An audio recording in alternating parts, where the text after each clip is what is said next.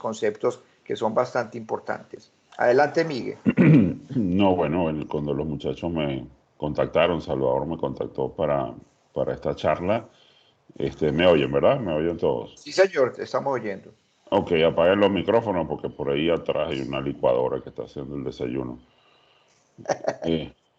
Eh, entonces, se me ocurrió preparar una clase no tan aburrida, pues entonces le puse casos, y casos que he hecho, algunos recientes, otros muy viejos, para poder explicar de qué sirve el test de alineación. Esto, como ustedes saben, es un curso que todos deberíamos hacer. Si quieren, podemos programarlo y hacerlo por esta vía. Yo tranquilamente lo hacemos y así se cumple con el programa. Pero vamos a hacerlo un poquito más animado presentando unos casos que he hecho, que son como representativos. A ver, por allá en el año 1900, antes de eso, en el año 94, Paley publicó una clínica en Norteamérica que yo la vi fue en el 95.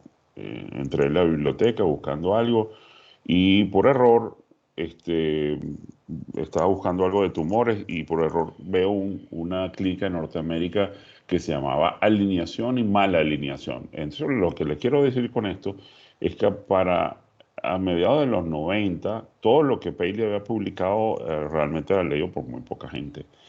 Y él ya tenía un curso que no era muy popular, eran poca gente que iba. Cuando yo fui en el 99 no llegaba a 100 personas el curso, y ya tenía ese curso desde el año 89.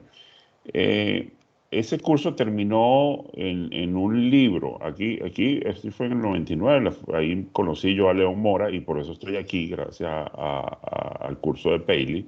Fue ahí nos conocimos y León Mora entonces nos veíamos todos los años en el curso.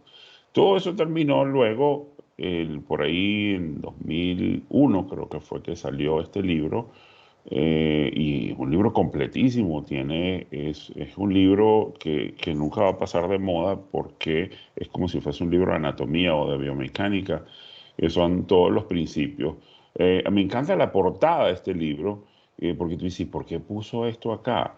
Realmente porque esto era antes de la publicación de este libro, esto no se entendía muy bien.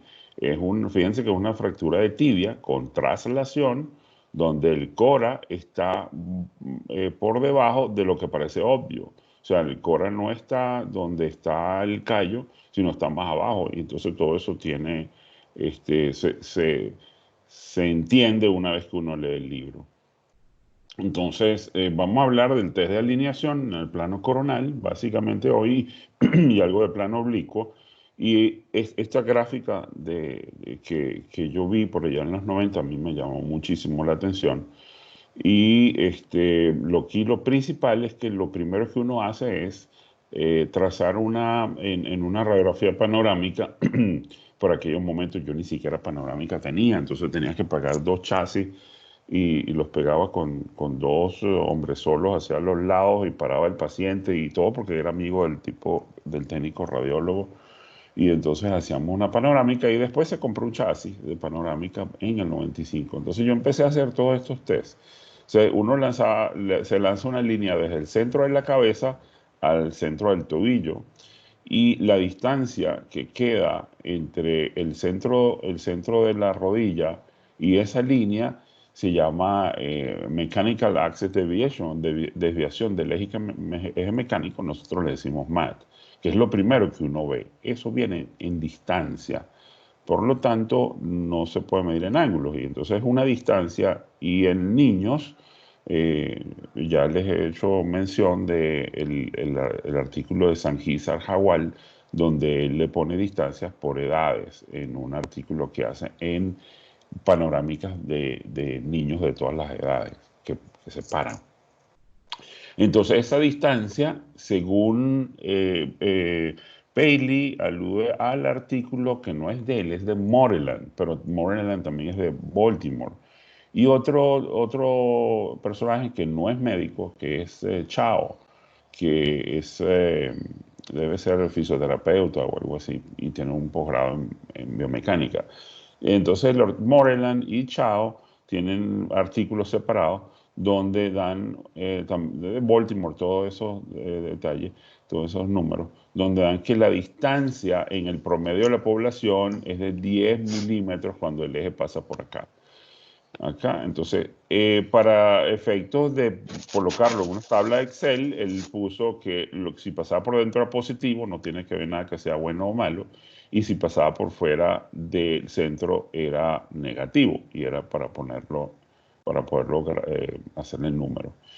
Les cuento que en ese mismo año yo dije, bueno, yo quiero saber si la población que yo trato, entonces me hablé con un militar, no estaba Chávez en ese momento, ese era un militar amigo, que terminó preso, por cierto. Era un coronel, y hablé con el coronel y me mandó unos reclutas. Y todos los reclutas tenían entre 18 y 24 años. Y me hablé con las enfermeras de la Cruz Roja. Entonces las enfermeras sí tenían entre 18 y 44 años. Y les hice panorámicas a un grupo. Al final tenía un grupo de 88 pacientes, la mitad varones, la mitad mujeres, y les hice un test de alineación. Por supuesto, con el lapicito ya tenía el test de panorámica. Y fue muy curioso porque los ángulos me dieron iguales, ¿ok? Pero el MAT sí me dio diferente. El MAT me dio que en los hombres, cosa que Chao y Moreland, curiosamente, ninguno de los trabajos expuestos por Paley los divide por sexo. Yo los dividí por sexo y luego los junté también. Y me daba que el MAT es muy cercano al centro de la rodilla. Me daba en los varones 1.8 de promedio con una desviación estándar de 9 milímetros, y en las mujeres me dio menos 2.8, es decir, también muy cercano al centro de la rodilla, pero un poquito más hacia el valgo, lo cual parece muy lógico, con una desviación estándar de 7.4. Y cuando juntaba los dos sexos me dio este test. Fíjate que los valores de ángulos son muy parecidos, y el MAT me dio 0 en promedio, es 0.0 algo, y 0. Entonces, ese trabajo luego lo convertí se publicó en la revista venezolana, se llamaba Test de alineación en una muestra de la población venezolana. Bien curioso los datos. Entonces, en la práctica, para mí, después de esto y otros trabajos que he visto publicados en otras revistas, entonces yo tomo realmente como MAT 0. Es mucho más práctico que el 10. El 10, Perdón sí, Miguel, te interrumpo. dime. Eso que acabaste de hacer, de comentar, es muy importante porque eso realmente sí cambió como tú estás diciendo. El trabajo original en el libro dice de 3 a 17 de la carga hacia medial. Sin embargo, si tú ves los trabajos recientes del mismo Paley, es 0 más o menos 5. O sea, eso está de acuerdo con lo que vos encontraste en Venezuela. O sea, si revisan las actuales publicaciones, de hecho, el pad para el mouse que le regalan a uno en el curso de Paley, donde están todas las medidas de alineamiento, si ves el MAT, dice 0 más o menos 5. O sea, eso es lo que se acepta hoy en día. Perdón la interrupción, Miguel. Y eso lo Perfecto. hallaste vos en tu población venezolana, y eso es lo que actualmente, o sea, ese 3 a 17, olvídenlo. Digan Sí, siempre que el MAT debe ser 0 más o menos 5. exacto. Entonces, luego que hablamos del MAT, vamos al eje mecánico. Entonces, el eje mecánico es como si ustedes se arrodillan y cargan el peso en el fémur, pero arrodillado. Es decir, sería la carga que va desde la articulación de la cadera a la articulación de la rodilla. Mecánicamente, todas las fuerzas se van a ir desde un punto en el centro de la cabeza femoral al centro de la rodilla. Ese es el eje mecánico. Como ustedes bien saben, somos el único vertebrado que tiene un cuello femoral tan particular, tan largo. La mayoría de los animales que caminan en dos patas, como los otros hermanos simios que tenemos, los primos, y las aves, tienen el cuello bastante corto. Y bueno, esto es un estudio bien bonito de biomecánica, que sería parte de otra charla que me encanta también. Entonces, este sería, y el eje anatómico del fémur. El eje anatómico, desde mi punto de vista, les voy a decir que el nombre eje está mal puesto. Porque un eje es una cosa que uno, si lo ves por donde lo veas tridimensionalmente, siempre va a ir del centro de la cabeza al centro del fémur. Pero en cambio, esta línea que va por la parte que mejor se acomoda en la diáfisis, porque esta línea no tiene un punto tiene un punto que dice que es la fosa piriforme y el punto D que vamos a ver ahorita, pero eso puede variar en un paciente con deformidades, va a variar. Entonces, en el plano coronal es la línea que mejor se acomoda a la diáfisis. Entonces, ¿cómo se traza esta línea? Uno coge un punto medio, en punto de la diáfisis, a otro punto medio, traza la línea, y en una persona normal, en nosotros, debe ir desde más o menos el centro de la fosa piriforme a el punto D, ¿ok? En la rodilla va desde lo que es el centro de la rodilla, fíjese que no es el mismo centro de la rodilla, al centro del tobillo, no son los mismos, ¿ok? Y aquí, lo que ven ustedes, esta línea verdecita, es la línea de orientación de la parte distal del fémur, que es una línea que va tangencial a los cóndilos, y la que es marrón es una línea de orientación de la rodilla, pero para el componente tibial, que es una que va tangencial a los platillos. Estas dos líneas pueden tener una diferencia de hasta 3 grados y ser normal. El promedio es 1.75 grados. Y ya cuando es más que eso, entonces hay un problema de desviación, o puede ser un paciente que no tenga menisco, por ejemplo, estas dos líneas no van a ser paralelas. ¿Ok?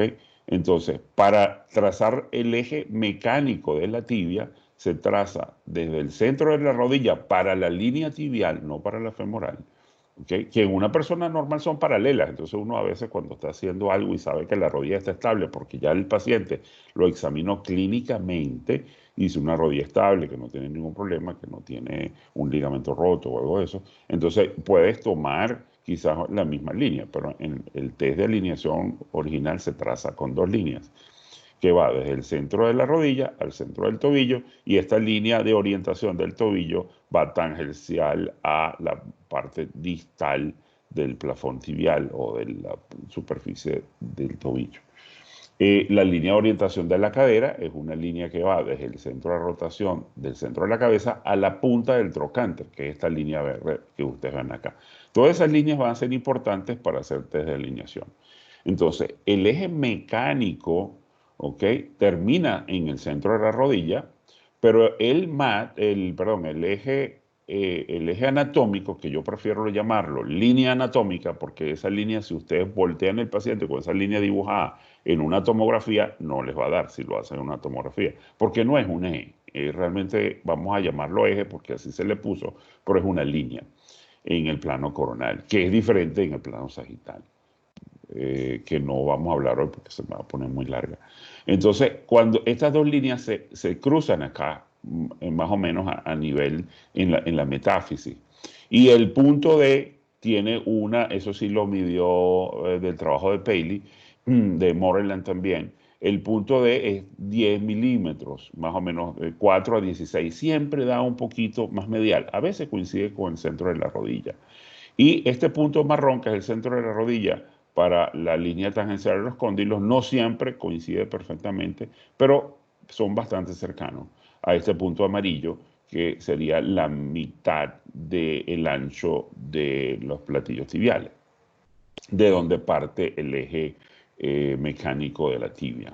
Entonces, esta línea con la línea de orientación de la cadera, el eje mecánico con la línea de orientación de la cadera, me da un ángulo que se llama, en aquel momento, en el año 95, yo traduje todo porque quería enseñarlo y quería entenderlo. Entonces le puse femoral primero, proximal luego, lateral y luego mecánico. Entonces yo mecánicamente, ya de tanto acostumbrarme, no lo digo en inglés, sino lo digo en español, femoral, proximal, lateral, mecánico. ¿Ok? Entonces ese ángulo es de más o menos, 90 es el número, no es 90, en algunos trabajos 89, otros 88. A mí en el trabajo que yo hice me dio 87 inclusive. Y lo que sí es que es muy variable. Fíjese que va desde 85 a 95. ¿ok? Y eso, este valor es el que se toma como más práctico.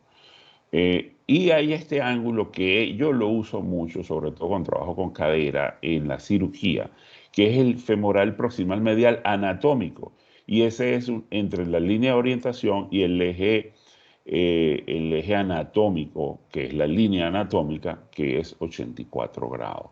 Luego tenemos el ángulo femoral distal lateral mecánico, que es el más usado de todos, que es 88, más o menos 3, como ustedes ven ahí, aquí de 85 a 90.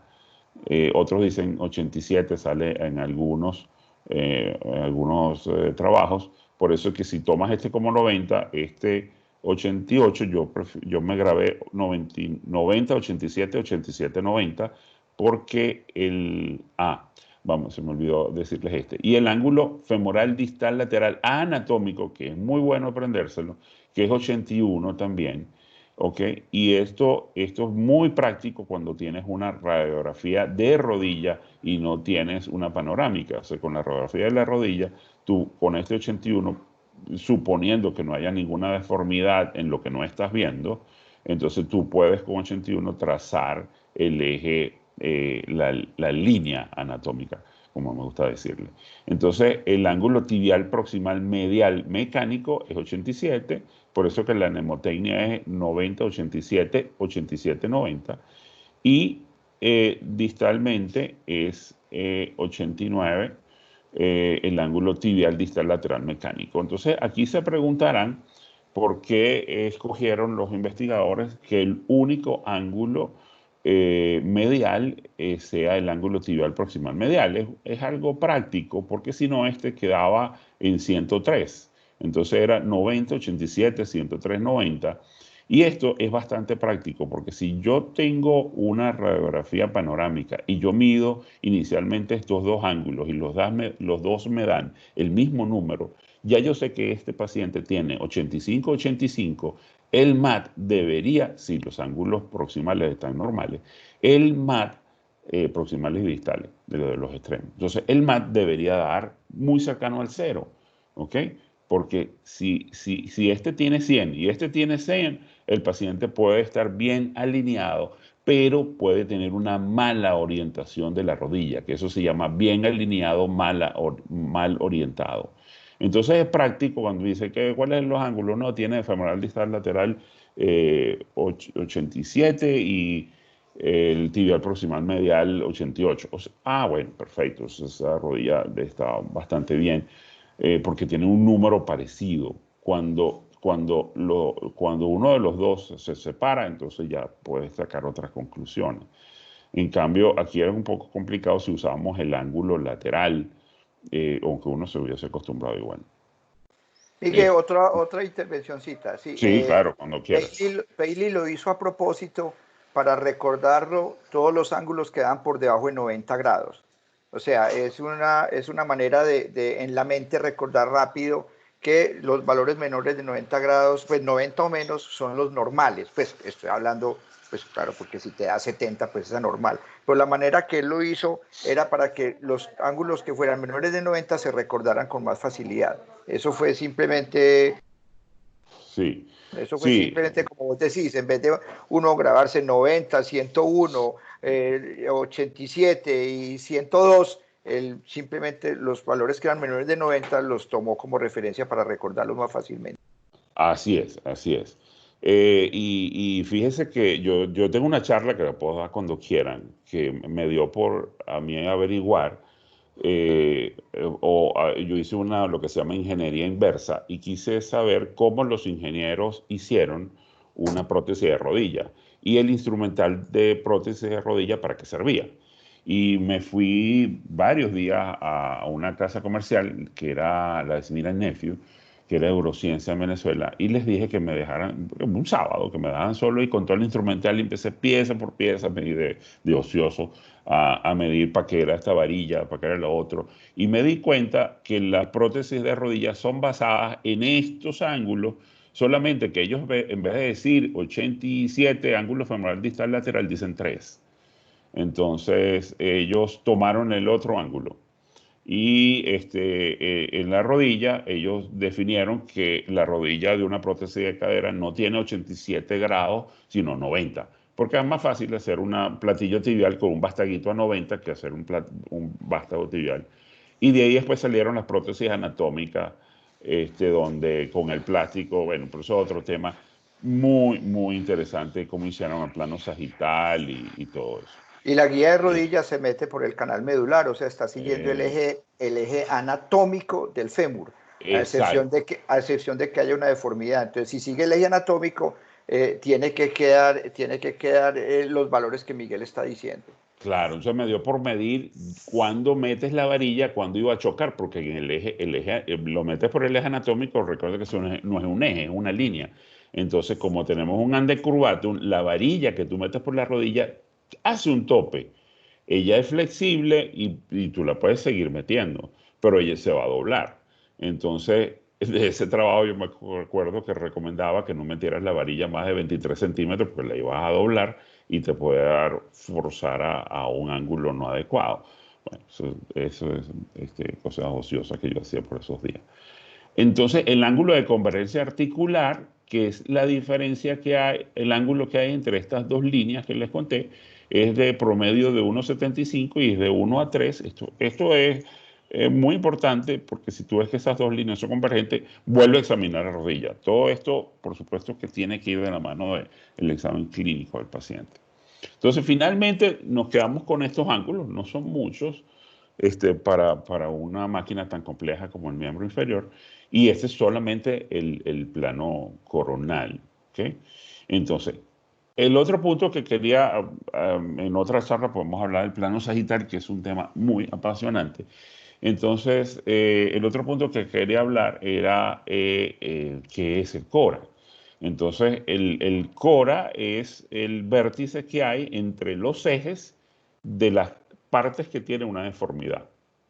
Es decir, nosotros cuando hacemos el test de alineación vamos a descomponer la deformidad en dos partes, aunque esta deformidad puede tener más partes, pero inicialmente siempre vamos a tener un cora de resolución, que es el cora primario, y nos va a dar que la deformidad tiene dos partes. Y la mayoría de las deformidades solamente tienen un cora. Después hay unas multiapicales que tienen otro.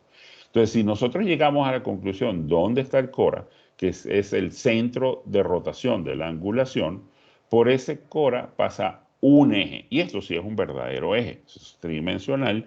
Y sobre ese eje es donde nosotros vamos a girar el hueso cuando hacemos una osteotomía. ¿Ok? Entonces, en este punto, y eso es un aporte muy importante de Paley, él lo entendió cuando vio al doctor Ilizarov, y esas cosas que yo le he conversado con él y él mismo lo dice. Cuando vio a Ilizarov usando bisagras, y los rusos no le decían dónde van las bisagras. Y ese era todo el tema. Y la gente iba para allá y ponía las bisagras y todo el mundo, la bisagra y la bisagra. Y Paley descompuso eso para que nosotros lo pudiésemos entender. De ahí el gran valor de ese libro y del aporte de Paley. Yo creo que el mayor aporte de Paley es saber interpretar a Ilizarov y desglosarnos y darnos ya digerido. Entonces, ¿qué es la regla número uno? Regla número uno simplemente es muy sencilla. Es que si tú haces la osteotomía donde está el cora, cuando haces la deformidad, como en esta de acá arriba, simplemente vamos a tener que se va a angular y vamos a tener una osteotomía de apertura, sin traslación. Si sacamos una cuña, que es lo que se hace muy frecuentemente, tenemos entonces una alineación correcta sin traslación, o si sacas una cuñita pequeña y luego la metes del otro lado, que es el cora neutro, entonces no vamos a tener traslación. El cora, lo que él determinó es que en la línea donde está el cora, que es el vértice de la deformidad, es decir, este ángulo que se llama ángulo beta, una deformidad tiene dos ángulos, el ángulo alfa y el ángulo beta. El ángulo alfa es el más pequeño y el beta es el más grande, que sería el que mide uno normalmente entre las dos deformidades, entonces entre los dos componentes. Entonces, el vértice del ángulo beta nos da una línea y de la parte de la concavidad En la parte de la concavidad nos da el cora de cierre y en la parte de la convexidad nos da el cora de apertura.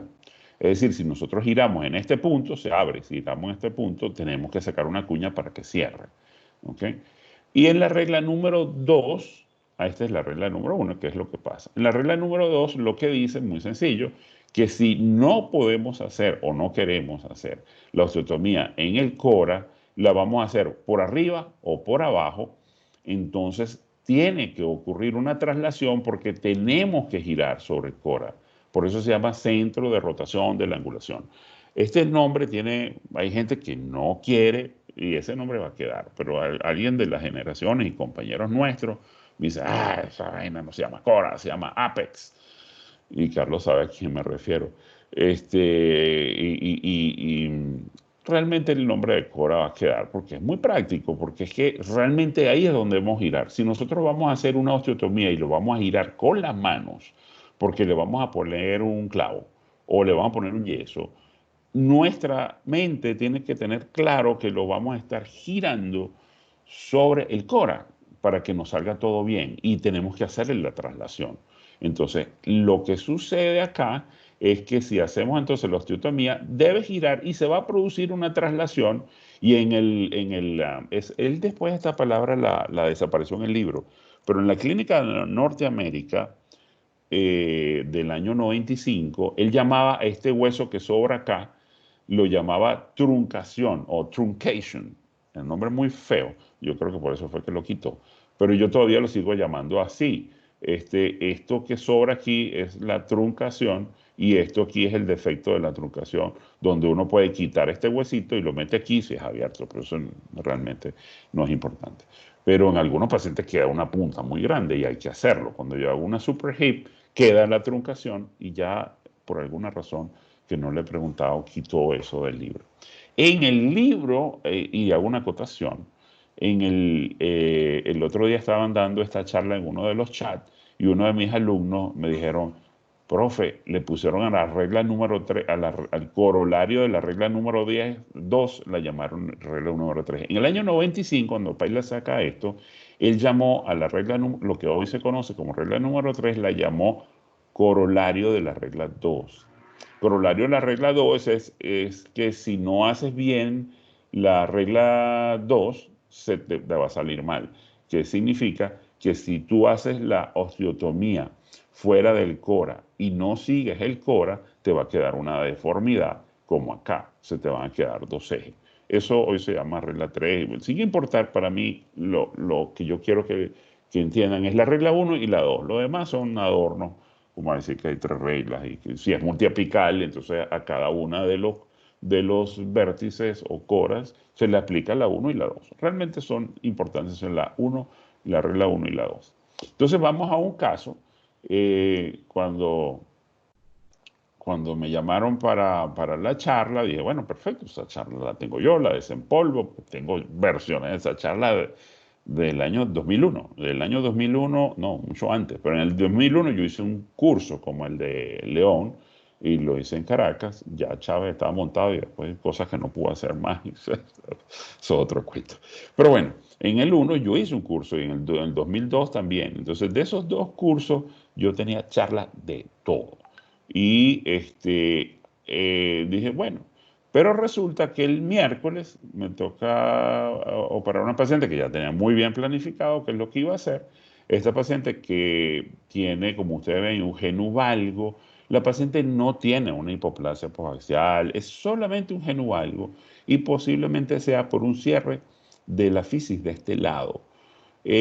¿Por qué se cerró? Ya me llega tarde, pero yo creo que fue una displasia fibrosa, que estaba hablando con Alejandro el otro día de esto, que la displasia fibrosa suele hacer esto. La niña tiene manchas café con leche, pero no veo otro signo, no tiene pecas, no tiene nódulos que parezca, pero ella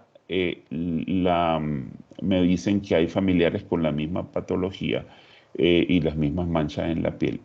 Pero lo cierto es que me pareció que se cerró la fisis acá de forma espontánea, lo cual creó una discrepancia.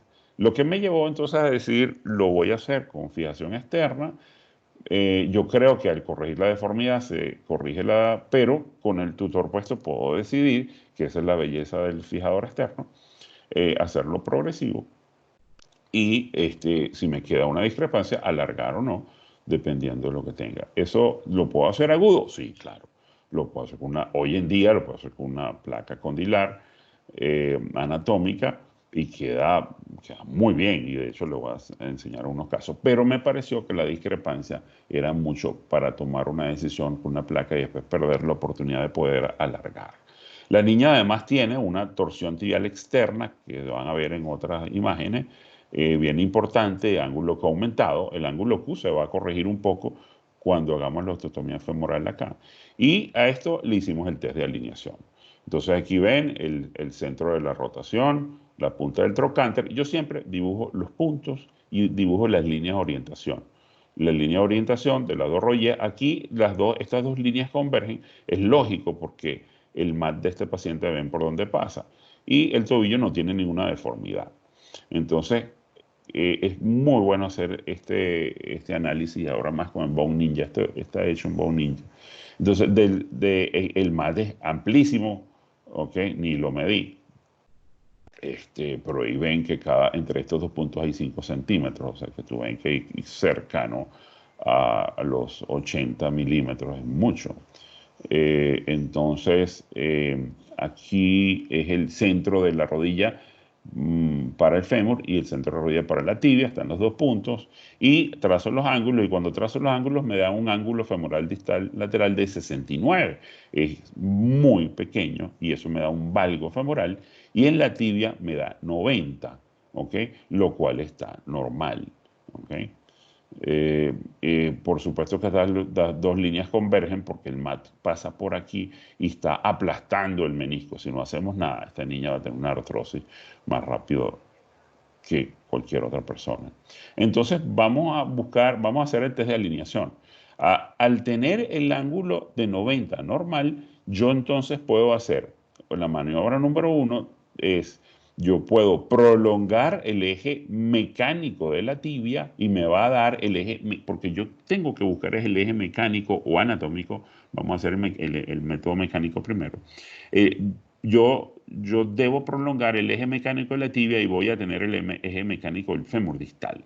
¿Cómo lo hago? Si estos ángulos son normales, entonces prolongo la línea. Si no son normales, entonces en la línea roja de orientación del fémur, esta que está acá, calculo el ángulo femoral distal lateral contralateral y trazo la línea desde acá. ¿Ok? Pero si tampoco tengo del otro lado normal, entonces utilizo el ángulo de la población. Son los tres métodos que hay. Primero, prolongar la línea si la tibia es normal. Segundo, utilizar el ángulo contralateral para trazar la línea del segmento distal del fémur. Y tercero, utilizar el de la población. Aquí lo prolongué y me da esta línea que está ahí en azul. Y luego me voy a buscar el eje mecánico de este fragmento. Ok, uno de los métodos que hay es utilizar el eje anatómico o la línea anatómica del tercio proximal del fémur. Ok, le dibujo una paralela que parte desde el centro de la cabeza. Ok, y trazo una línea que va medialmente con un ángulo entre 6 y 7 grados de esta y trazo, y este es el eje mecánico de este segmento y se va a cruzar. Entonces el eje mecánico de este segmento es este, y el eje mecánico de este segmento es este, y me da el cora metafisiario, lo cual es muy lógico cuando se trata de un cierre, de una deformidad por cierre de la fisis. El eje para el anatómico es bastante más sencillo. El anatómico no prolongo esta línea, no pueden mezclar el método mecánico con el método anatómico. Aquí lo que hago es que se acuerdan que el ángulo femoral distal lateral anatómico era 81 más o menos 3. Ok, entonces utilizo 81 grados con la línea de orientación del fémur, no de la tibia, del fémur, trazo 81 grados con una reglita, un transportador, y desde el centro de la rodilla, y aquí sí desde el centro de la rodilla, Pero si quieren ser más perfectos, lo trazan desde el punto D, que es ligeramente medial. ¿Ok? Y entonces trazan esta línea y nos va a dar el eje anatómico o la línea anatómica para la parte distal del fémur. Y la otra es esta línea, la prolongan, las dos se unen y nos va a dar el cora también en el mismo sitio, bastante cercano. Profe, ¿Ok? qué pena. Dígame. Camilo, la línea previa, ¿cuál era el origen de la ESA? Esa línea previa que va de distal hacia proximal. Esta, Esa azul. azulita. Sí, Esta señor. azulita. Ok. Para trazar una línea, tú la puedes trazar. Utilizas dos puntos y de un punto a punto tienes una línea. Pero también puedes trazar una línea basándose desde una base, que la base es esta. Entonces tú necesitas una línea base y un ángulo. ¿Ok? Entonces yo pongo mi transportador aquí y trazo desde el centro de la rodilla, desde el punto D, para ser más perfecto, pongo mi transportador y trazo un ángulo femoral distal lateral de 81 y ahí trazo esta línea. ¿Ok? Sí, señor. Esa es la forma de trazar líneas en el test de alineación. Son o la trazo de un punto a un punto o con una línea base y un ángulo trazo la otra. ¿Ok? Esta línea que estoy trazando aquí en rojo, que llamamos el eje mecánico de la parte proximal del fémur, también la puedo trazar utilizando la línea de orientación de la cadera que va desde el centro de la cadera a la punta del trocánter y utilizo el ángulo de 84, que es el ángulo femoral medial proximal, que es 84 grados. Ya les voy a poner un ejemplo de lo práctico que es ese ángulo cuando tenemos deformidad de cadera.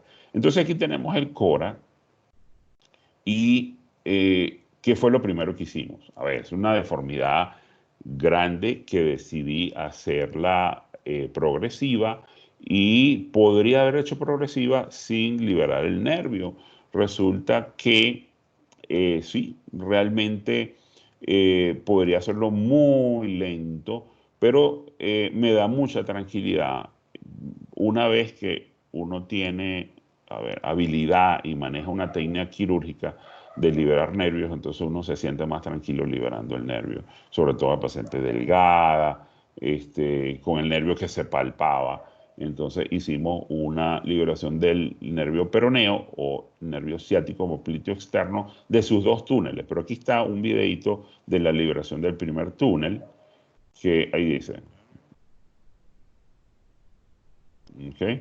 Ahí se liberó el túnel, luego liberamos el segundo, que eso es otra clase, y vamos a, una vez liberado, lo suturamos acá. Fíjense la torsión tibial externa que tiene el paciente con ángulo aumentado, es bilateral, ¿ok? Por eso no quise corregirla, porque eso lo podemos analizar luego cuando ya hemos corregido este defecto grande, que es el que le imposibilita a ella y le va a hacer una artrosis de rodilla.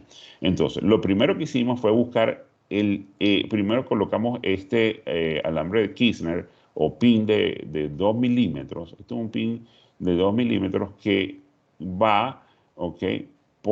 Paralelo a los cóndilos, venga bastante paralelo a los cóndilos.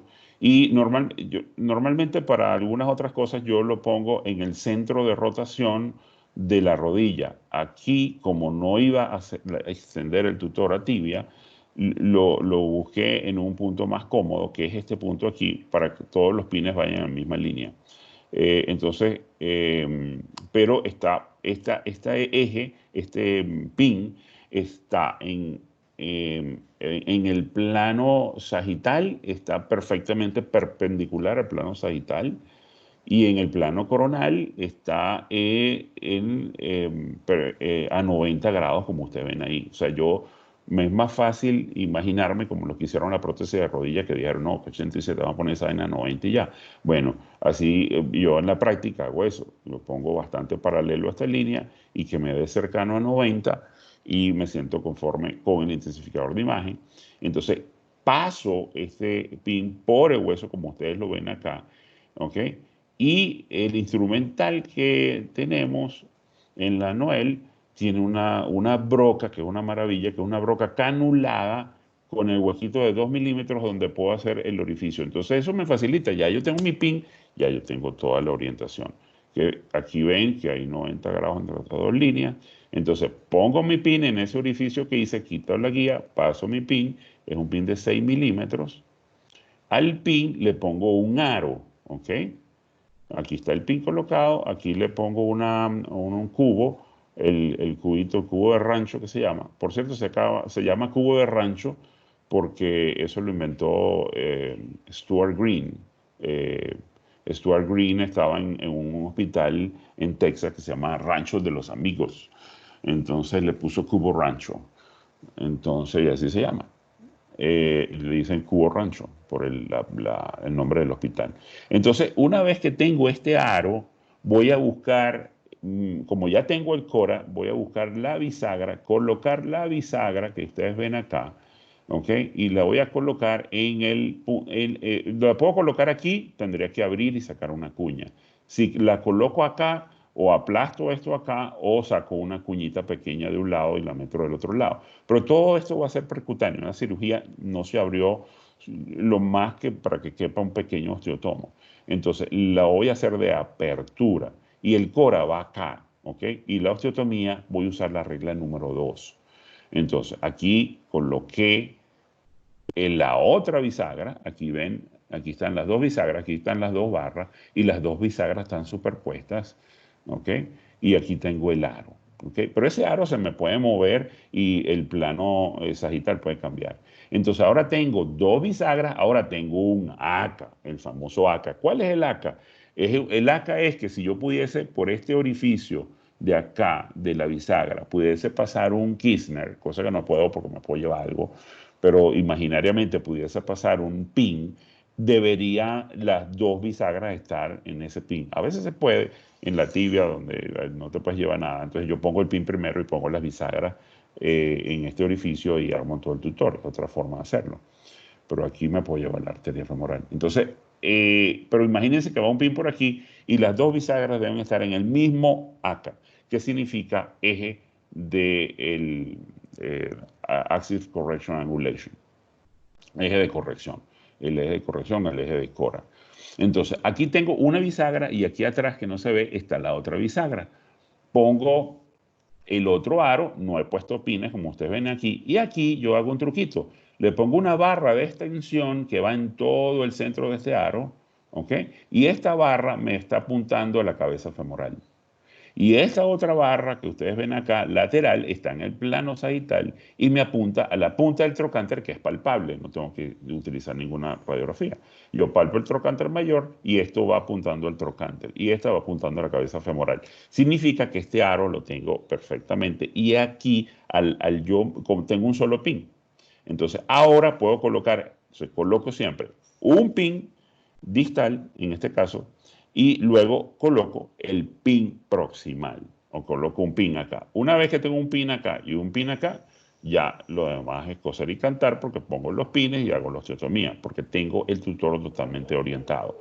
Y estoy explicando esta clase con un tutor porque de ahí vengo yo. Yo tengo un tutor en la cabeza aunque le esté poniendo al paciente un alambrito o un yeso o una placa. Entonces, aquí están las dos bisagras y aquí va a ser la osteotomía. Yo voy a hacer la osteotomía, lo señalé aquí un alambrito de Kirchner, hago una incisión en piel muy pequeñita y fíjense cómo trasladó, qué belleza. Traslada poquito, por supuesto, porque estamos bien cerca del Cora, pero traslada, tiene que trasladar. De hecho, cuando hice la osteotomía me quedó algo de como que de cortical aquí, me estaba haciendo como una bisagra de hueso y dije, esto no me está trasladando porque se abría bien bonito, pero no trasladaba. Entonces metí el osteotomo, le volví a romper y trasladó muy bien. Y aquí van a ver el video cómo yo podría hacer una corrección aguda. ¿Okay? Aquí ven cómo traslada. Exacto. Entonces, aquí ya al final de la cirugía le pusimos el aparato de distracción.